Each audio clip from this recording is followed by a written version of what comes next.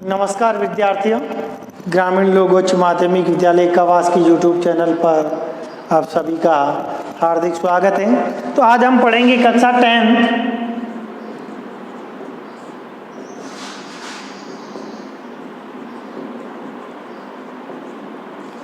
संस्कृत, जिसके अंदर आज भाग नंबर 2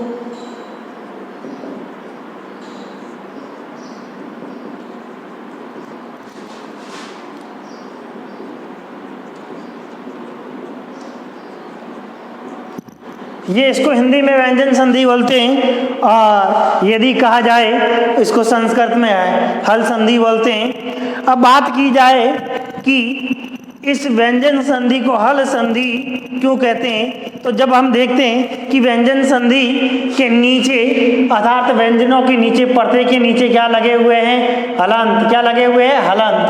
हलंत होने के कारण ही इसको हल संधि कहा जाता है, इसका दूसरा नाम है। तो हल संधि के अंदर आज अपन पहला नंबर 1 है अर्थात व्यंजन की परिभाषा। पहले अपन लिख देते हैं परिभाषा की बात की जाए तो अर्थात दो व्यंजने या स्वर, व्यंजन के साथ स्वर का मेल, व्यंजन के साथ स्वर का मेल को क्या कहते हैं? व्यंजन का किसी व्यंजन के साथ मेल या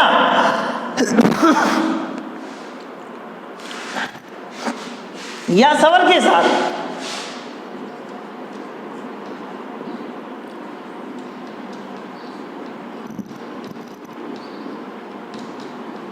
मेल को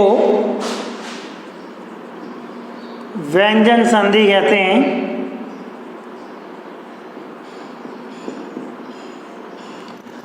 अब बात करें अपन, परिभाषा हो गई, इसका आज पहला भाग पढ़ेंगे हम। आज हम पहला भाग पढ़ेंगे जिसको बोलते हैं चतुर्थव संधि, चतुर्थव सचुना, चतुर्थव संधि, चतुर्थव सचुना।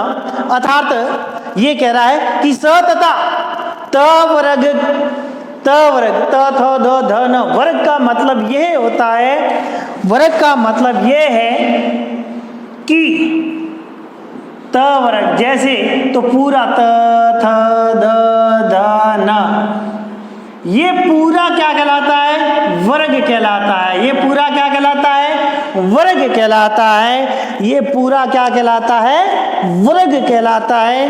और सबसे बड़ी बात यही है, ये पूरा का पूरा क्या कहलाएगा? जैसे वर्ग यहाँ लिख देता हूँ त वर्ग, तो त थ द ध न मतलब पूरी लाइन। तो ये कह रहा है कि यदि च तथा स तथा त वर्ग के साथ, त वर्ग के साथ स और च और स, तो अपन यहाँ लिख देते हैं मतलब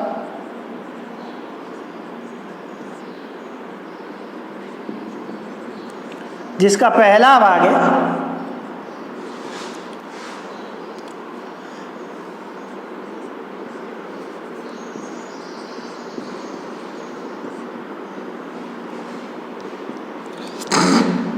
स तथा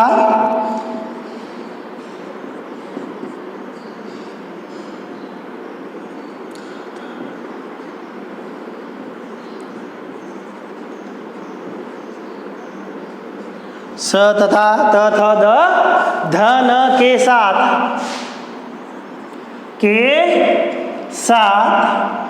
यदि इनके साथ, अब क्या हो? इनके साथ, किनके? त थ द ध न और छ के साथ स और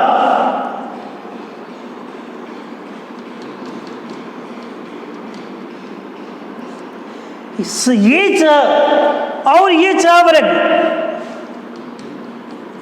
और ये स वर्ग, मतलब ये च वर्ग पूरा का पूरा,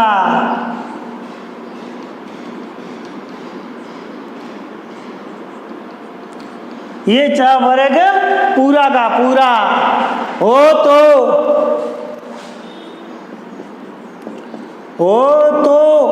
यदि ये हो तो क्या होगा, इस को अपन इस को किस में बदल देंगे, स को किस में बदल देंगे, इस में किस में बदल देंगे, इस को इसमें, और त वर्ग का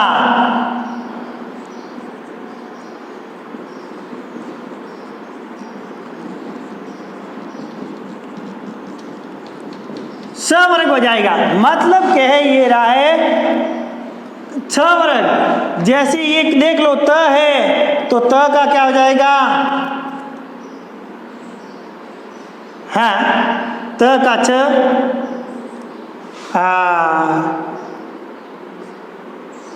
तो थ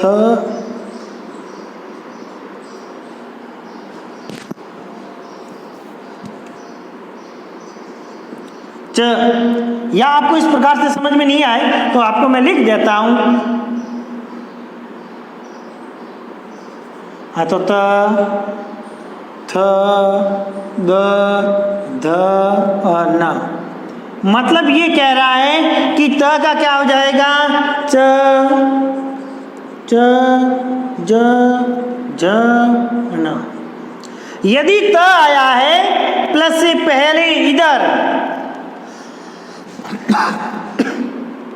तो ये च हो जाएगा, और यदि क्या आया है, ये च आया है तो ये हो जाएगा, और यदि द आया तो ये हो जाएगा, ये आया तो ये हो जाएगा।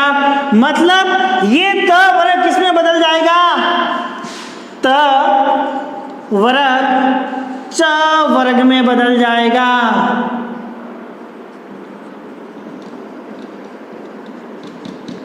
किस में बदल जाएगा, च वर्ग में। जैसे उदाहरण की बात करते हैं तो पहला उदाहरण अपन लेंगे, जैसे रामस,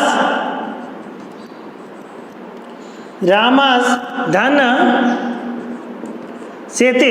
तो अब यह बात क्या आ रहा था, ये च आ रहा है तो ये च के बाद में कौन सा स आया, ये च आया, तो इसको वापस किस में बदल लेंगे, ये च किस में बदल जाएगा, ये स वापस इस स में ही बदलेगा। छ के नीचे हलंत स आधा हो जाएगा, इस स के स्थान पर क्या हो जाएगा, राम, तो ये हो जाएगा राम, ये स और ये सेते। मतलब यही बात है। दूसरा उदाहरण अपन लेते हैं, सत धन चित। ये हो गया सत धन चित। बात ये आ गई, ये क्या कह रहा है, त वर्ग के बाद कौन सा है, क्या कह रहा है, छ तथा त वर्ग के साथ, किसके साथ, या त वर्ग के साथ ये स आए और वह चरग आए हो तो स, इस स को किस में बदलोगे, इस स में। तो यहाँ अपन देखते हैं कौन सा स आया है, यही स है, इसी स को किस में बदल दोगे आप, वापस उसी स में। तो जब इसकी संधि करोगे तो वापस क्या हो जाएगा, सचित। क्या शब्द बन जाएगा, सचित। शब्द क्या बन जाएगा, सचित। और उदाहरण अगला लेते हैं, जैसे रामस धन छ, रामस धन छ, तो क्या हो जाएगा, राम छ। बात समझ में आ गई। और इसी संधि का अपन दूसरा भाग है, इसी संधि का हम दूसरा भाग है वो भी देखते हैं क्या है। ये तो थी शत्रुता संधि। अब अगली वाली संधि है वो, इसके नियम ऐसे ही नियम हैं और उसी के आधार पर अपन को इसको करना है, जिसके अंदर वो संधि का नाम है नंबर 2 जस्तव संधि।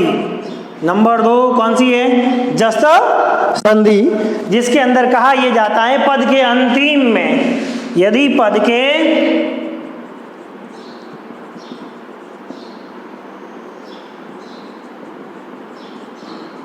जब मतलब वाक्य खत्म हो रहा है, पहला पद के अंतिम में च ट, जैसे च ट त प च ट त और प, और कौन सा, प आए तो यदि ये आए तो उनके स्थान पर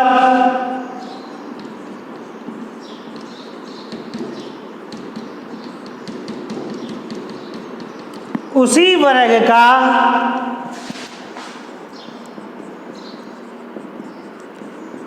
तीसरा वर्ण होगा। कैसे?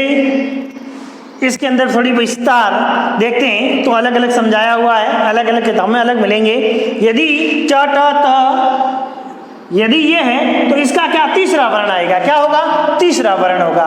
कैसे होगा वो अपन यहाँ उदाहरण में देखते हैं। जैसे पहला उदाहरण है जगत, धन, ईश। शब्द क्या है? ईश। अब इसके अंदर बात की जाए, ये क्या कह रहा है? यदि पद के अंत में, ये पहला पद है, ये क्या है? प्रथम पद।